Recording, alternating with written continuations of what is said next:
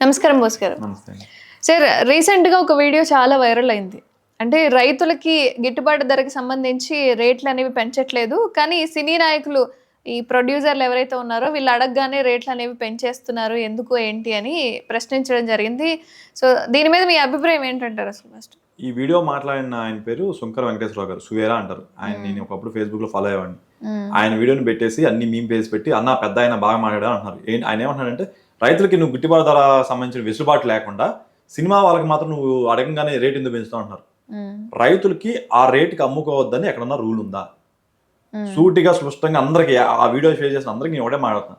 రైతులకి నువ్వు కేజీ బియ్యం 100 రూపాయలకి అమ్ముకో, ఎవరు నిన్ను ఆపుతున్నారు?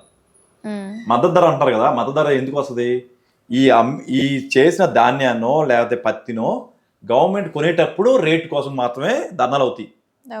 నువ్వు గవర్నమెంట్కి అమ్మ, మాకు రైతులకి ఆ వెసులుబాటు లేదు కాబట్టి నియర్ బై ఎవరైతే ఎక్వైరీ చేస్తారో వాళ్ళ దగ్గరికి అమ్ముకుంటారు.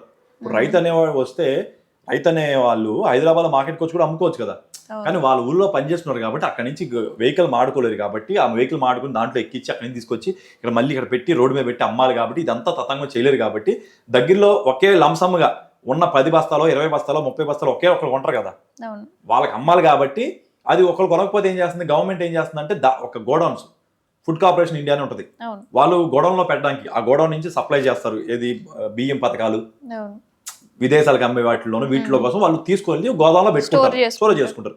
దానికోసం ఏం చేస్తారు, వాళ్ళు స్టోర్ చేసుకుంటే వాళ్ళకి ప్రొడక్ట్ కావాలిగా, అది వెళ్ళి పల్లెటూర్లకి వాటిల్లోకి వెళ్ళి కొనుక్కుంటుంది గవర్నమెంట్. తక్కువ రేట్ అనే కాదు, ఒక రేటు కొనుక్కుంటుంది. ఆ కొనుక్కునే రేటుకి ఒక రేటు ఎందుకంటే ఎవరు గొడవ పడకూడదు, వాళ్ళ దగ్గర 1200 కింద కొన్నాం, నా దగ్గర 1000 కింద కొన్నాం అని గొడవలు రాకూడదు. కాబట్టి ఒక రేట్ అనౌన్స్ చేస్తారు పబ్లిక్ గా, 1000 రూపాయలు బస్తాకాను, 1000 రూపాయలు ఇన్ని బస్తాకాను, ఇట్లా అనౌన్స్ చేస్తారు. దాన్ని పెంచమని ధర్నాలు జరుగుతూ ఉంటాయి అప్పుడప్పుడు. సార్ 1000 రూపాయలు బస్తాకి సరిపోవట్లేదు, 1200 పెంచండి అని మన దగ్గర జరుగుతుంది. ఎవరైతే ఈ సోకాల్డ్ రైతులకు ఇవ్వట్లేదని మాట్లాడుతున్నారో, నేను కూడా రైతునే ఒకప్పుడు. ఇప్పుడు మాకు పొలం రాజధానిలో వెళ్ళింది, కానీ మేము కూడా రైతులమే. రైతులు అనే వాళ్ళని ఈ రేటుకి అమ్మమని చెప్పట్లేదుగా. ఆ 10 బస్తాలు మీరు హైదరాబాద్ వచ్చి చిన్న షాప్లో పెట్టి అమ్ముకోండి 2000 రూపాయలకి.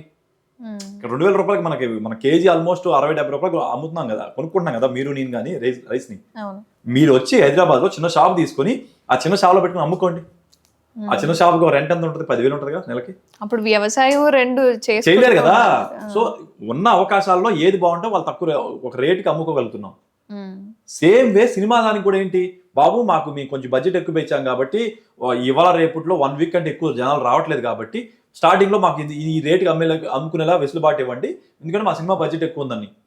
నువ్వు వెళ్ళమాకండి, మీరు వెళ్ళమాకండి. రైతుకి మద్దతు ధర రావట్లేదు అంటే మీరు వెళ్ళి కొనుక్కుంటున్నారా? మీరు రావట్లేదు కాబట్టి మీరు వెళ్ళి కొంటున్నారా? మరి ఎందుకు పద్ధతి కబుర్లు మాడుతున్నారు? రైతులకు ఇవ్వట్లేదు అంటే నువ్వు వెళ్ళి కొనుక్కో, రైతు దగ్గర 2000 రూపాయలు నువ్వు కొనుక్కో, కానీ మాకు వచ్చి మా ప్రోడక్ట్కి ఎంత చెప్పాలని లేకపోతే ఇది చేయకూడదని మీరు పద్ధతి కబుర్లు చెబుతున్నారా? ఆ సువేరా గారికి కూడా లేకపోతే ఇది సమర్థించి అందరికీ నేను చెప్పేది ఒకటే, మీరు అంత పద్ధతులు అయితే రైతుల దగ్గర నుంచి మీరు బస్తా 2000 కొనుక్కోండి, గవర్నమెంట్ కొనుక్కోగల 2000కి మీరు కొని ఒక్కొక్క బస్తాని గవర్నమెంట్ తక్కువ రేటుకి అమ్మండి మీరు. అంటే రైతులు అడిగినప్పుడు నిజంగానే పెంచకుండా చాలా ధర్నాలే జరిగాయి. అవునండి, 10 మంది వెళ్ళి అడగగానే ఎందుకు పెంచుతారు మరి? అదేనండి, మద్దతు ధర అనేది ఒక రేట్ ఇవ్వగలరు. ఇందులో ఏంటి, ఇందులో మీరు వెళ్ళి మళ్ళీ గవర్నమెంట్ ఏం చేయాలి, ఆ రైస్ ని మళ్ళీ ఏం చేయాలి, పథకాలకి ఇవ్వాలిగా. 2000 రూపాయలు ఒక పక్క రైతుకి డబ్బులు ఇవ్వాలి, ఇంకో పక్క తక్కువ రేటుకి పథకాలకి ఇవ్వాలి. At the end of the tax పేర్ మనీయే కదా, 2 సైడ్లు బొక్క. ట్యాక్స్ పేర్ అంటే మీరు నేనే కదా, మన డబ్బులే కదా బొక్క. పోనీ వాళ్ళ 1200 రూపాయలు కొందాన్ని 2000 రూపాయలకి అమ్ముతున్నారా గవర్నమెంట్? లేదు. 2000 రూపాయలు అమ్మేటట్టయితే ఖచ్చితంగా వాళ్ళకి మద్దతు ధర వస్తుంది. సరే, బయట నుంచి అయినా లేదా ఇప్పుడు బయట వ్యాపారస్తులు ఎవరైతే ఉన్నారో వాళ్ళకి అమ్మే పరిస్థితుల్లో అయినా ఈ పలానా రేటుని గవర్నమెంట్ నిర్ణయిస్తే వాళ్ళేం తక్కువకి తీసుకోరు కదా. డిమాండ్ సప్లై అండి. ఎకనామిక్స్ తెలియని వాళ్ళతో ఇప్పుడు మీకు ఎకనామిక్స్ తెలియదు కాబట్టి మీరు ఈ క్వశ్చన్ అడిగారు. ఎకనామిక్స్ ఏముంటది, ఇప్పుడు ఇదే షర్ట్ నేను ఒక చోట 100 రూపాయలు కొంటా, ఇదే కలర్ షర్ట్ ఇంకో చోట 500 రూపాయలు కొంటా, ఇదే షర్ట్ నేను మార్కెట్ లో బ్రాండ్ ఉంటే 5,000 రూపాయలు కొనే షర్ట్లు ఉన్నాయి, 50 వరకు ఉన్నాయి కదా.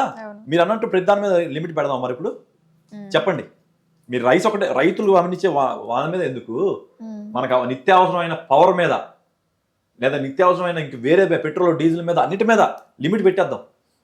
నాకు నచ్చింది కదా, నాకు 50 రూపాయలకి పెట్రోల్ ఇవ్వండి.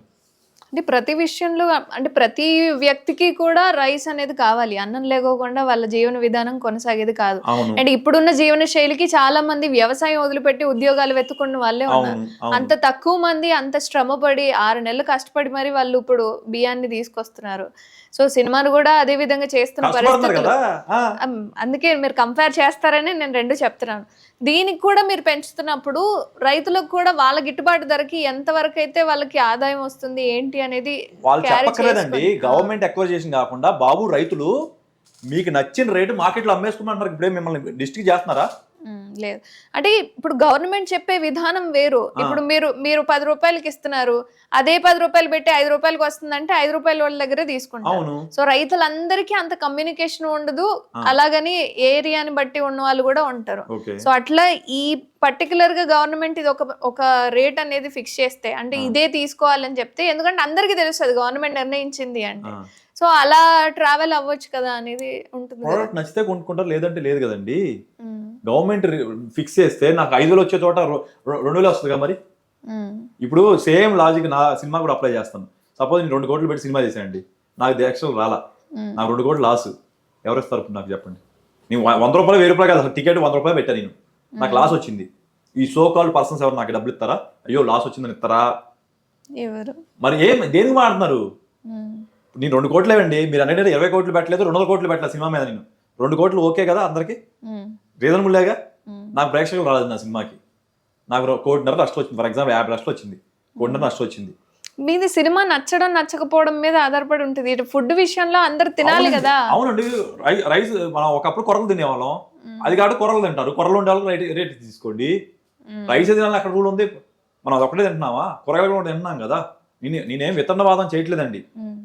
ఆ రైస్ ని తీసుకొచ్చి ప్యాకేజీలో బయట అమ్ముతున్నారు కదా. ఎలా అమ్మగలుగుతున్నారు? వాళ్ళకి ఆ వెసులుబాటు ఉంది కాబట్టి. అవును, రైతు అనే వాళ్ళు కూడా మార్కెట్ ని పెంచాలని చెప్పే కదా గవర్నమెంట్ కూడా ట్రై చేస్తున్నాయి. అన్ని గవర్నమెంట్లు ఏం ట్రై చేస్తున్నాయి? వీళ్ళు రైతులే డైరెక్ట్ గా అమ్ముకునే లాంటి మార్కెట్లని, ఆన్లైన్ మార్కెట్ని డెవలప్ చేస్తున్నాయి కదా. కాకపోతే ఎందుకంటే రైతు అనే అతనికి ఎలా చేయాలి, టెక్నాలజీ ఎలా అందిపుచ్చుకోవాలి తెలియక జరుగుతున్న వాస్తవం ఇది. సో గవర్నమెంట్ కొనే వాటికే మద్దతు ధర గురించి మాట్లాడుతున్నారు ఇక్కడ. గవర్నమెంట్ కొనకుండా ఎంత ఉంది చెప్పండి రైస్ మార్కెట్ లో? చాలా ఉంది కదా. మరి అది మీరు నచ్చిన రేట్ కమ్మండి బాబు. దళారి నువ్వు మధ్యలో కొనుక్కుంటున్నావు కదా, దగ్గరికి నువ్వు 2,000కి అమ్ముతున్నావు కదా, నాకు 10,000 ఇవ్వని డిమాండ్ పెట్టమని చెప్పండి రైతుని. పెట్టమని చెప్పండి, తప్పేముంది? గవర్నమెంట్ని ఎందుకు అడగాలి? ఈ మధ్యలో వచ్చి తీసుకెళ్తారు కదా మన దగ్గర. ఇప్పుడు చాలా మంది అమ్ముకుంటారు కదా బ్రాండింగ్ చేసుకుని, వాళ్ళని అడగండి 1,500 ఇవ్వమని. వాళ్ళు ఎందుకు ఇవ్వలేకపోతారంటే అతని మార్జిన్ చూసుకోవాలా, అతని ట్రాన్స్పోర్ట్ చూసుకోవాలా, అతని కష్టం చూసుకోవాలా, వచ్చాక ఇక్కడ గోడౌన్లో హైదరాబాద్లో పెట్టిన రెంట్ చూసుకోవాలా, పని మంత్రులు ఉంటారు, వీటన్నిటి కూడా ఖర్చు అవుతుంది. కాకపోతే వాళ్ళకి మార్జిన్ ఎక్కువ వస్తుంది, ఎందుకంటే వాళ్ళు అక్కడి నుంచి తీసుకొస్తారు. అందరికీ ఉంటే ఒకే ఒకటి నాకైనా ఉండే డౌట్ ఏంటంటే, పండించే వాళ్ళకి కాస్త మంచి ఇన్కమ్ వస్తే వాళ్ళు హ్యాపీగా ఫీల్ అవుతారనే మైండ్ సెట్లో ఉంటారు.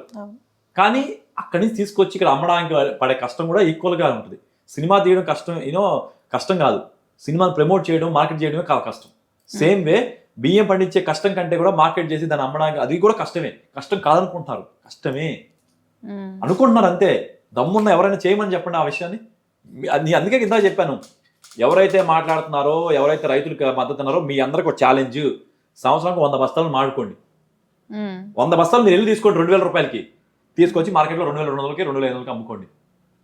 ఛాలెంజ్ 100 కాదు 10 అమ్ముకోండి. ఏదైతే రైతు గురించి నువ్వు మాట్లాడున్నావు కదా, ఏదైతే రైతుకి నువ్వు మద్దతుగా ఉన్నా, ఇంత నువ్వు చేయలేవు వాల్యూమ్, 10 బస్తాలు చేయండి మీరు. ఊరినే మాటలు చెప్పాడు మైక్ ఉంది కదా అని అందరూ ఏంటంటే అయిపోయారు. కష్టం ఎవరికి తెలియట్లేదు. నేనే సినిమా కూడా ఏమంటున్నాను, ఇందా కూడా ఏం చెప్పాను, 1,000 రూపాయలు 2,000 చేసేది అంతా కూడా ఆడకపోతే వాళ్ళకే నష్టం అవుతుంది. నువ్వు 1,000 రూపాయలు పెంచినా కూడా, ఇప్పుడు మా పవన్ కళ్యాణ్ గారితో చెప్తాను, ఓజీ హిట్ అయింది ఎక్కువ రేటు పెట్టినా, హరిహర వీరమల్లు ఫ్లాప్ అయింది. మరి దాంట్లో 100 కోట్ల దాకా నష్టం వచ్చింది. మరి దాని సంగతి ఏంటి? మీరు రేటు కూడా పెంచారు, ప్రోడక్ట్ బాగా నెక్స్ట్ రోజు పోయింది అంతే. మీకు నచ్చితే వెళ్ళండి. 1,000 రూపాయలు లేకుండా 3 రోజులు ఆగితే 100 రూపాయలు, అది 150 200 అవుతుంది. ఇంకొక 4 రోజులు ఆగితే ఓటీటీలో వచ్చింది.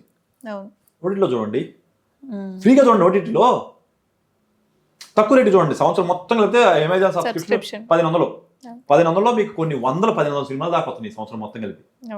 సినిమాకి రూపాయి పడుతుంది, నెలకి 50-60 వస్తున్నాయి. నెలకి 50 అంటే నీకు నెలకి మనం 10 అంటే నెలకి 150 రూపాయలు. నెలకి 50 అంటే ఒక్కొక్క మూవీకి ఎంత వస్తున్నట్టు 3 రూపాయలు చూస్తున్నట్టేగా. నువ్వు నెలకి 50 చూడలేదు, కనీసం ఒక 10 చూశారు.